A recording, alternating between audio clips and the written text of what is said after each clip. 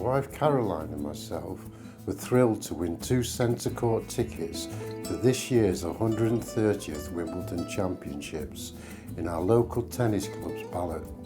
We'd never been to Wimbledon before, and winning the tickets was like a dream come true. The tickets were for the first Wednesday of the championships, so we decided to drive down the day before and stay at a hotel in Epsom, opposite the famous racecourse.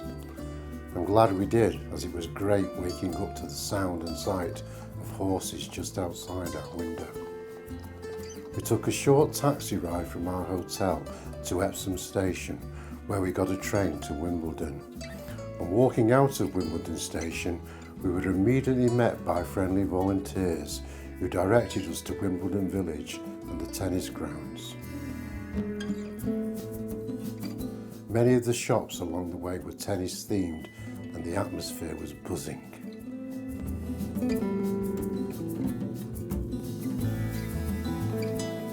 It was an amazing experience going into Wimbledon grounds and seeing the ivy-coloured centre court for the first time.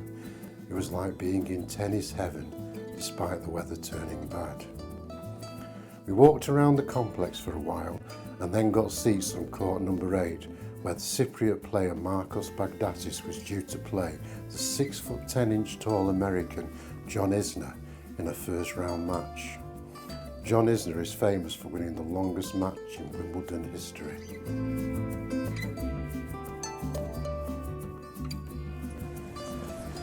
Football! Ice. Yeah, you've got to be brave.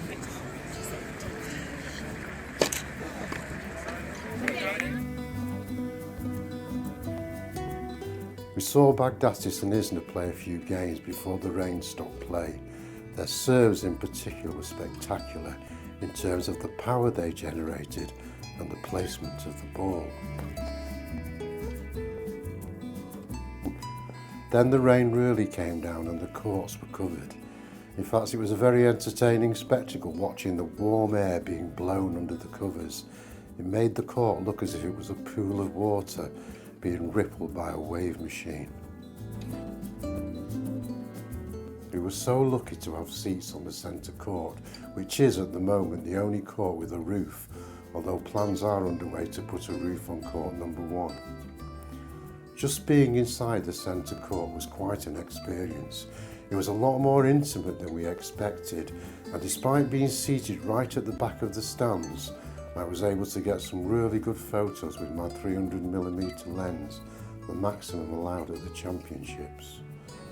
The first match we saw was a first round tie between number 3 seed Agnieszka Radwanska and Katarina Kozlova. We then saw second round matches between Djokovic and Mannarino. Djokovic won in 3 straight sets, but Mannarino played really well.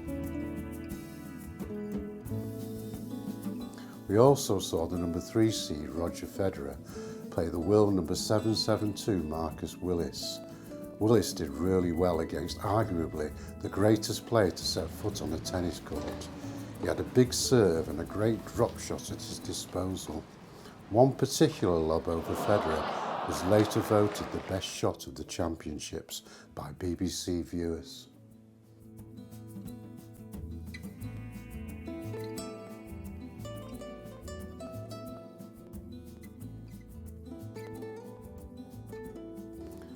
We also saw Eugenie Bouchard and Belinda Bencic play.